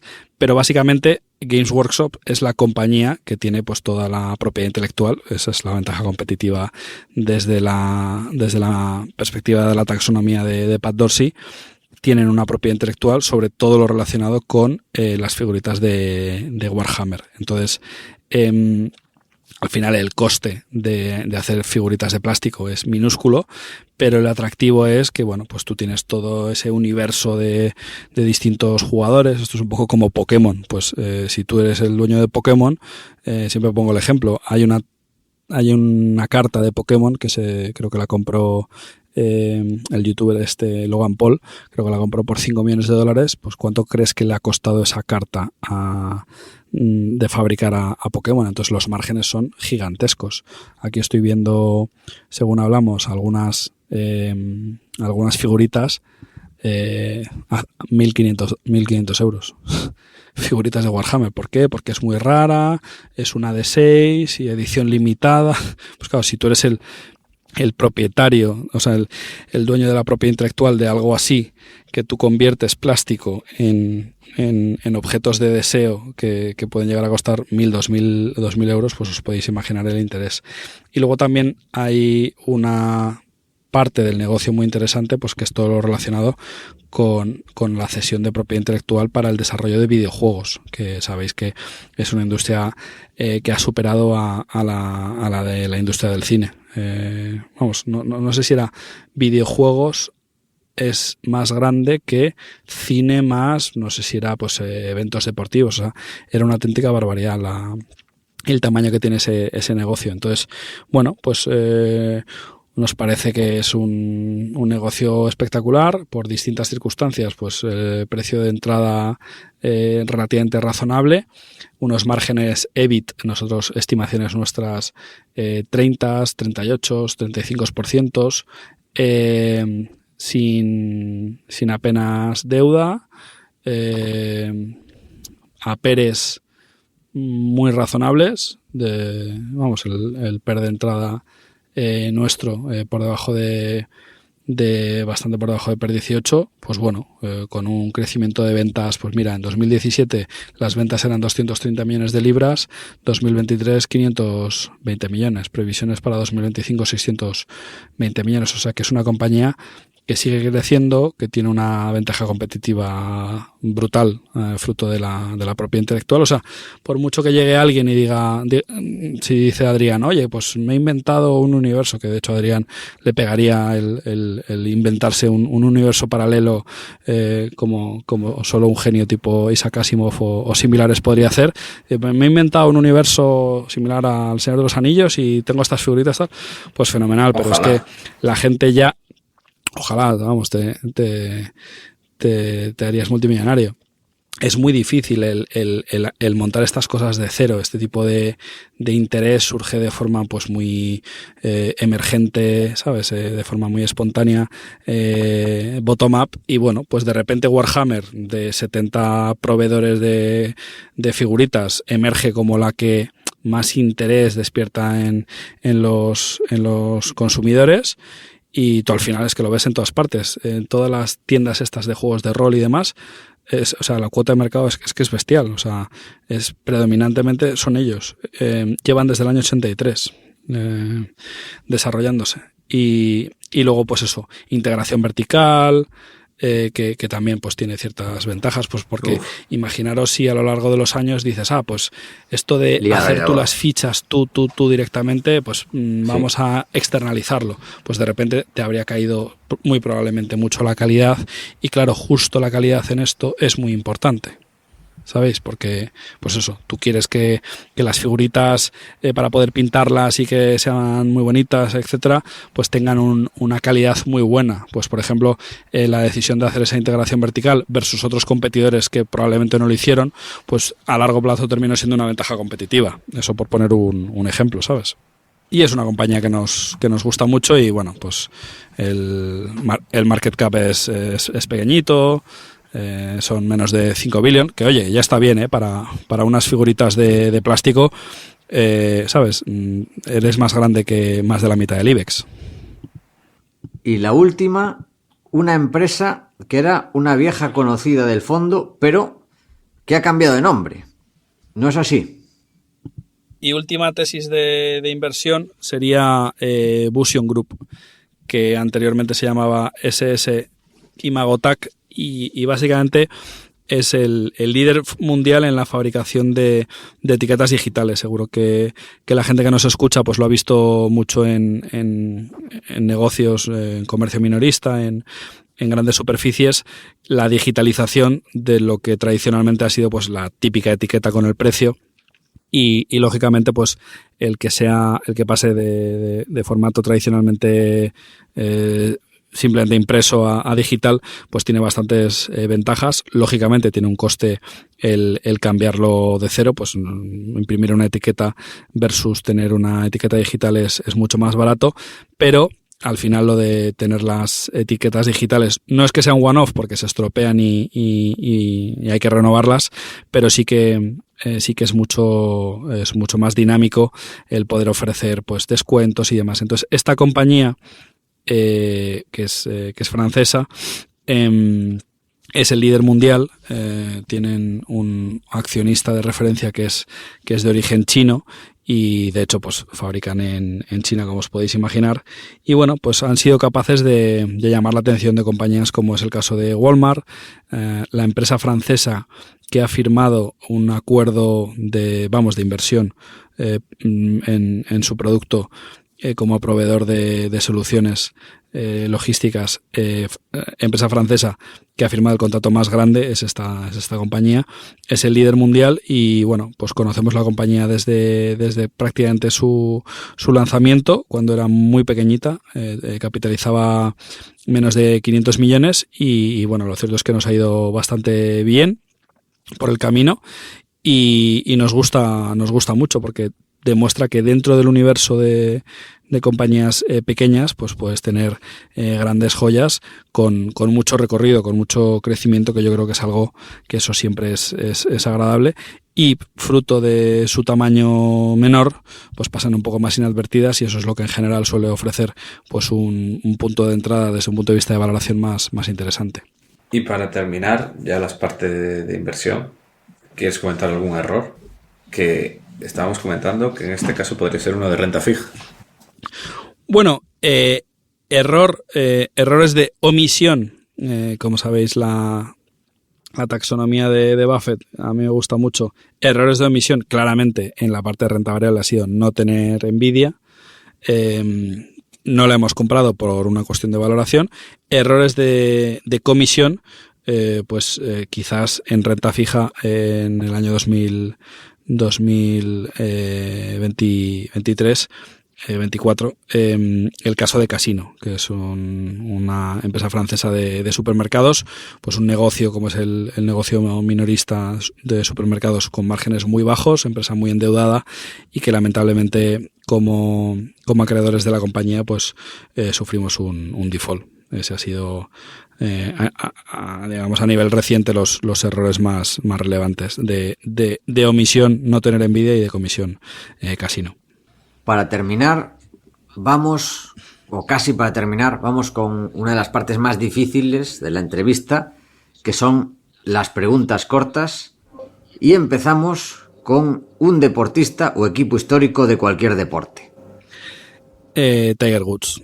Yo creo que si has jugado al golf entiendes lo verdaderamente increíble que es lo que ha hecho y bueno, pues no solo por el palmarés que tiene, por su historia, sino por el comeback que tuvo, sino tiene algunos golpes que yo creo que son historia viva del deporte. A nadie que le guste el golf te dirá otra persona. Aquí esto es un poco como en básquet. Si te gusta el básquet, pues vas a decir Michael Jordan, pero si te gusta el golf vas a decir Tiger Woods. Y bueno, pues quizás a diferencia de otros deportes que son muy físicos, el golf es muy físico y de hecho Tiger ha fallado a raíz de problemas de espalda y tal, pero la disciplina mental que exige el golf es superior creo que a cualquier otro deporte, incluido por ejemplo pues el tenis con el caso de Nadal. Hay un vídeo que Nike no sé cuánto podría haber pagado por él. Sí, lo he visto. O sea, sí, el de la pelotita, sí. O sea, que claro, no está hecho a propósito, pero es increíble. Luego se ve el logo justo antes de entrar, increíble. Sí. El tiro en sí es increíble, el vídeo todo en sí es increíble. Buscad, puede ser uno de los mejores tiros de la historia, directamente, ¿no? Sí. Sé cuál dices. Es espectacular. Sí. Te voy a contar una historia, Pablo, ya que lo has mencionado. El comeback que hizo de Tiger Woods, cuando, claro, llevaba años, el tío aparecía hasta con malas pintas y de repente volvió a competir. Yo, simplemente por el chiste, aposté a que ganaba ese campeonato en su regreso y lo ganó. Pues mira. ¿Y cuánto se pagaba? Claro, nadie lo pensaba. O sea, claro, tenía la fama y tal. Era 1 a 8, una cosa así, o sea. Sí, bien pagado. Sí, él ganó en el 19 el Masters y el golpe que decíamos antes era, si mal no recuerdo, de chipeando en el hoyo 13 de de 2000, pues esto yo creo que fue 2000, en el 16, perdón, 2005. Ahora, un artista. No porque comparta el nombre, pero Pablo Picasso siempre me ha parecido un artista que obviamente con un reconocimiento internacional, pero me parece un artista espectacular. Un empresario. Steve Jobs, y aunque suena a topicazo, si te has estudiado su vida, si te has leído varias biografías sobre él, le has escuchado muchas entrevistas, cómo pensaba y demás, pues vamos, toda la gente de Silicon Valley reconoce que gente como Steve Jobs, pues hay 1 o 2 cada 100 años, y es una pena que nos dejase antes.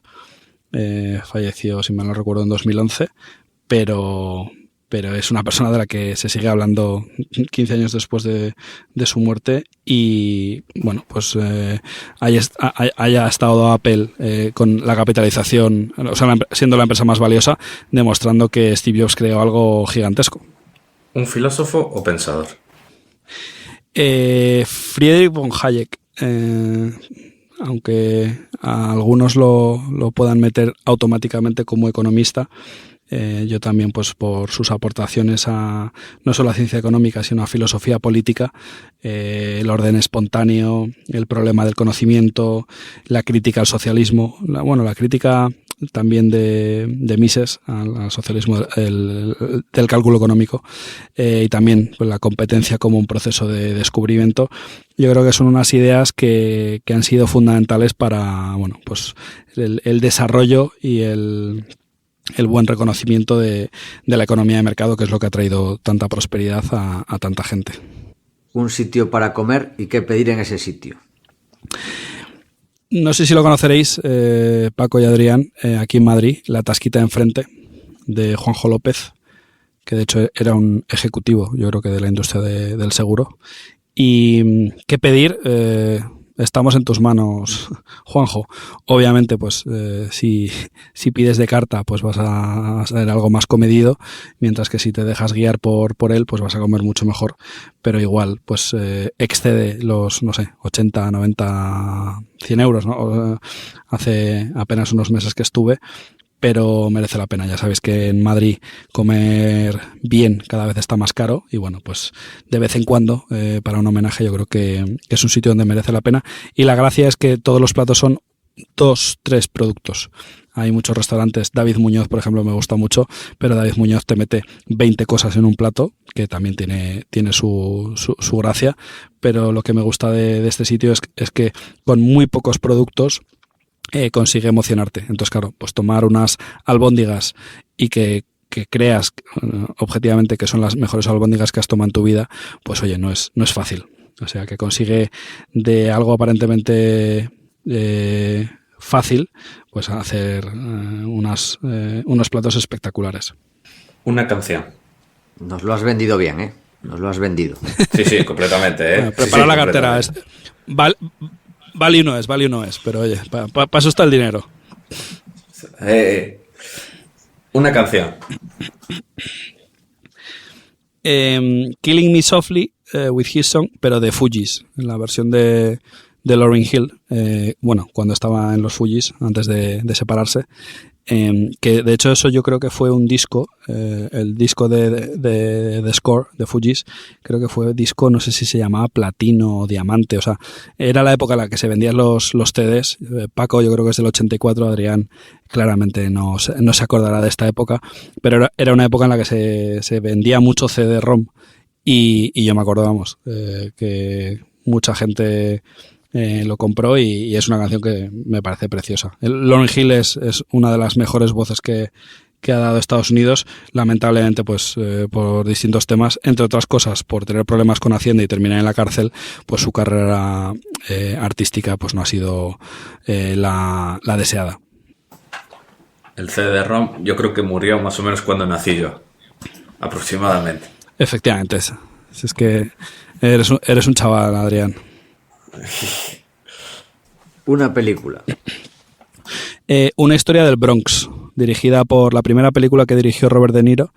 El guion es de Chas Palminteri, que yo creo que es de los pocos actores famosos que he visto en mi vida en directo. Estaba yo en Nueva York y es una película preciosa, muy, muy bonita, un poco de gángsters y demás, pero muy bonita. Y bueno, pues me hace gracia que la dirija Robert De Niro. Y tiene muchas cosas. Yo, si no la habéis visto, os la recomiendo. Y muy bonita. No sabía lo de la dirección ni lo del guión. Ya sabía que son actores en la película, pero no sabía que se habían repartido sus puestos. Sí, y más o menos se puede decir que Chazz Palminteri muy probablemente que se crió en el Bronx, o sea, es neoyorquino y demás, pues muy probablemente es el personaje que hace de Sonny, un mafioso que digamos controla un barrio y es un mafioso al que le llama la atención el personaje Calogero. Yo creo que es seguro que él de pequeño vio a un Sonny en su barrio y, o sea, es una especie de autobiografía de lo que él quiso ser de pequeño y demás. Entonces yo creo que esa relación de amor-odio con el mundo de Lampa está muy bien. Desde que la vi, vamos, es uno de los clásicos. No quería decir la típica, pues eso, Cadena Perpetua es una película espectacular de Tim Robbins y Morgan Freeman. Hay varias pelis que yo creo que todos estamos de acuerdo que son espectaculares. Memento, pues el Padrino, pero bueno, por decir una que a lo mejor no todo el mundo ha visto. Y oye, si no has visto esa peli, yo creo que te alegrará verla. Shawshank Redemption, traducido como Cadena Perpetua. Sí. Película. De hecho, en el año 99, sí, en el año 99 tenías Matrix, Cadena Perpetua y Pulp Fiction al mismo tiempo en el cine. Lo cual te demuestra lo triste que es el cine actual, que lo único que tiene son secuelas, precuelas. O sea, la falta de originalidad en cine es terrible. Ha caído muchísimo. A mí me gusta mucho José Luis García y él lo dice, yo ya no voy al cine. Es una pena, pero no hay, ya no se hace buen cine, salvo Nolan y alguna excepción más. No se está haciendo buen cine. No sé si habéis visto Oppenheimer, pero es de las pocas cosas que se salva en los últimos, 5 años. Aparte, yo fui, aunque quitando que fuera Nolan y demás, yo solamente por el hecho de decirme de que la explosión atómica era una bomba de verdad, yo ya iba a ir a verla, 100%, aunque el resto fuera una chusta. Solo eso a mí ya me lo convenció. Y además, te faltó decir que aparte de estar todas esas a la vez, el Oscar a mejor película ese año ni siquiera se la llevó ninguna de esas, se la llevó Forrest Gump, que salió a la vez también. Sí, es verdad. El final de los 90. Sí. El final de los 90 fue una absoluta locura. Sí. No me quiero poner nostálgico, pero sí que es cierto que hace 20 años la cultura molaba mucho más. Y para terminar... Yo no puedo opinar que llevo 25 años sin ir al cine. Joder, Paco, eso hay que cambiarlo, macho. Desde el año 99. No, que te viste las 4 de golpe y dijiste, aquí me retiro, ya no, lo dejo aquí. Exactamente. No te has perdido mucho, Paco, no te has perdido mucho. Yo estaba usando pañales cuando Paco fue al cine por última vez. Madre mía. Y la última ya, un videojuego. No he sido muy gamer de pequeño, pero Super Mario Kart. Yo, vamos, horas y horas y horas. Sí que es cierto que también le di al Counter-Strike de adolescente, con 15, 16 y demás, cuando había, ¿cómo se llamaban los sitios estos? Los ciber, que te cobraban la hora, ¿sabes? O al minuto, te cobraban el minuto, y entonces pues te tirabas 2 horas jugando con tus amigos y era bastante divertido, pero el Super Mario Kart me parecía divertidísimo. Obviamente era más pequeñillo cuando jugaba con ese, pero lo recuerdo con más cariño. Cuando quieras echamos una, la próxima vez que nos veamos juntos. Yo soy un maestro del Mario Kart. No, seguro que me das una paliza porque yo llevo 25 años sin jugar. Nada, eso es como montar en bicicleta, nunca se olvida. Seguro. Me espera una buena paliza. Y entramos así ya en las preguntas finales. Y la primera es, ¿qué has aprendido este último año? Pues creo que lo dije antes, estoy bastante obsesionado con el tema de la inteligencia artificial. Creo que la inteligencia artificial general está al caer y por tanto pues quiero, y eso lo va a cambiar todo, pero todo, es la mayor, estamos ante el descubrimiento más importante de la historia de la humanidad y creo que la mayoría de la gente no lo ve venir en el tiempo y en la magnitud en la que llega. Entonces estoy intentando pues aprender cómo funciona, entender las redes neuronales, las matemáticas que hay detrás, todo el tema pues del pre-training de los algoritmos, la relación, pues eso, que son los LLMs, que es Deep Learning, que es Machine Learning, que es son como los diagramas estos de Venn. Y bueno, y también toda la cadena de valor que van a necesitar los líderes, las empresas que lideren todo esto, pues para seguir escalando los modelos, seguir escalándolos, pues eso, de los parámetros, cada vez les meten más parámetros, cada vez son más costosos, pues hay todo el tema de los data centers, las necesidades energéticas que hay detrás, todas esas derivadas me parece muy, muy interesante. Y es lo que más he estado intentando aprender. Y de cara al futuro, de cara a los próximos meses, ¿algo que quieras seguir aprendiendo o te sigues centrando en inteligencia artificial? Porque yo estoy igual y veo que es algo muy grande y que no para actualizarse, tanto a nivel avance científico como práctico, herramientas, etcétera. Yo estoy sobre todo por la parte más práctica, usos prácticos. Sí, o sea, por un lado, yo lo quiero entender desde un punto de vista conceptual, pero sí que es cierto que también estoy intentando, pues eso, hacer cursitos. Hay un montón de recursos gratuitos. Hay algún curso en Coursera. Andrew NG, el cofundador de Coursera, pues tiene un curso, creo que se llama Deep Learning AI, su aplicación.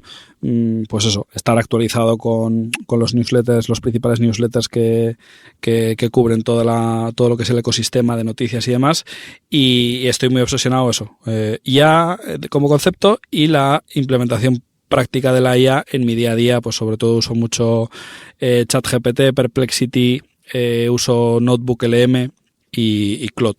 Esta mañana, por ejemplo, pues de camino al trabajo estaba escuchando el podcast son 5 horas, me quedan todavía 4, el podcast de Lex Fridman con el CEO de Anthropic, que ya están valorando en 60 billion. Pues bueno, creo que puestos a prestarle atención a algo en 2025, si la IA no está en el top 3, pues a lo mejor es que no has entendido la ola que viene, que es precisamente el título de un libro sobre el tema.